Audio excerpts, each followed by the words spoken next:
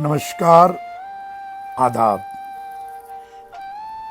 आज 14 नवंबर है।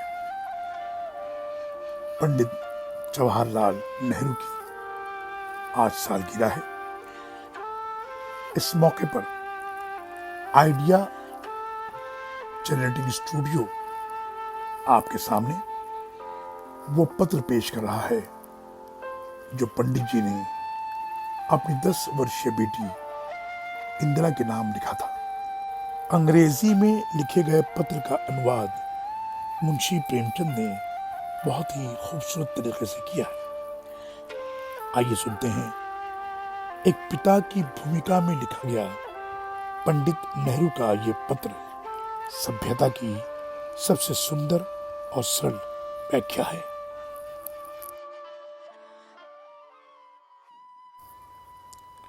मैं आज तुम्हें पुराने जमाने की सभ्यता का कुछ हाल बताता हूं, लेकिन इसके पहले हमें यह समझ लेना चाहिए कि सभ्यता का अर्थ क्या है।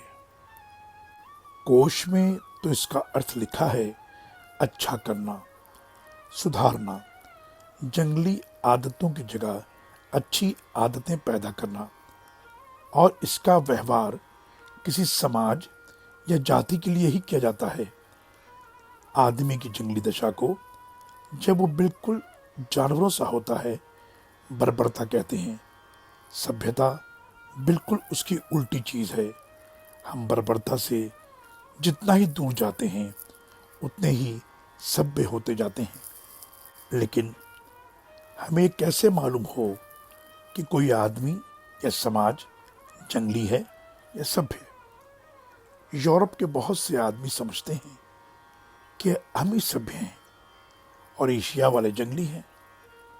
क्या इसका ये सबब है कि यूरोप वाले एशिया और अफ्रीका वालों से ज़्यादा कपड़े पहनते हैं? लेकिन कपड़े तो आबो हवा पर निर्भर करते हैं। ठंडे मुल्क में लोग गर्म मुल्क वालों से ज़्यादा कपड़े पहनते हैं। तो क्या इसका ये सबब है कि जिसके पास बंदूक है वो निहत्थे आदमी से ज्यादा मजबूत और इसलिए ज्यादा सभ्य है? चाहे वो ज्यादा सभ्य हो या ना हो, कमजोर आदमी उससे ये नहीं कह सकता कि आप सभ्य नहीं हैं। कहीं मजबूत आदमी चिल्लाकर उसे गोली मार दे तो बेचारा क्या करेगा? तुम्हें मालूम है कि कई साल पहले एक बड़ी लड़ाई हुई थी। दुनिया के बहुत से मुल्क उसमें शरीक थे और हर एक आदमी दूसरी तरफ के ज्यादा से ज्यादा आदमियों को मार डालने की कोशिश कर रहा था। अंग्रेज जर्मनी वालों के खून के प्यासे थे और जर्मन अंग्रेजों के खून के प्यासे।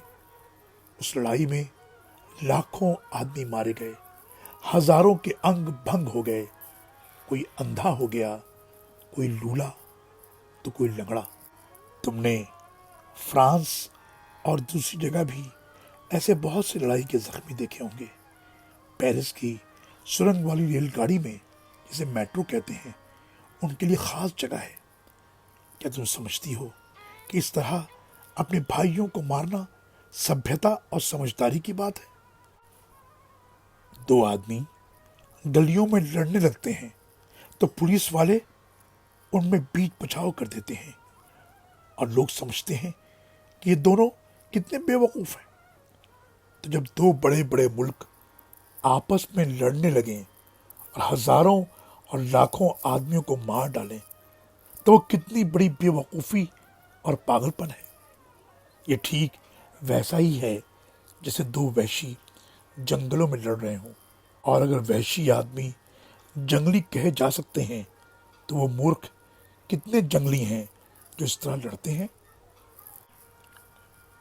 अगर इस निगाह से तुम इस मामले को देखो तो तुम फौरन कहोगी कि इंग्लैंड, जर्मनी, फ्रांस, इटली और बहुत से दूसरे मुल्क जिन्होंने इतनी मारकाट की जरा भी सभ्य नहीं है।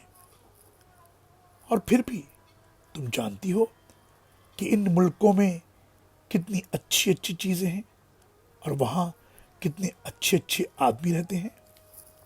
अब तुम कहोगी कि सभ्यता का मतलब समझना आसान नहीं है, और ये ठीक है। ये बहुत ही मुश्किल मामला है। अच्छी अच्छी इमारतें, अच्छी अच्छी तस्वीरें और किताबें और तरह तरह की दूसरी और खूबसूरत चीज़ें ज़रूर सभ्यता की पहचान है, मगर एक भला आदमी जो स्वार्थी नहीं है और सबकी भलाई के लिए दूसरों के साथ मिलकर काम करता है, सभ्यता की इससे बड़ी पहचान क्या होगी। मिलकर काम करना अकेले काम करने से अच्छा है, और सबकी भलाई के लिए एक साथ मिलकर काम करना सबसे अच्छी बात है।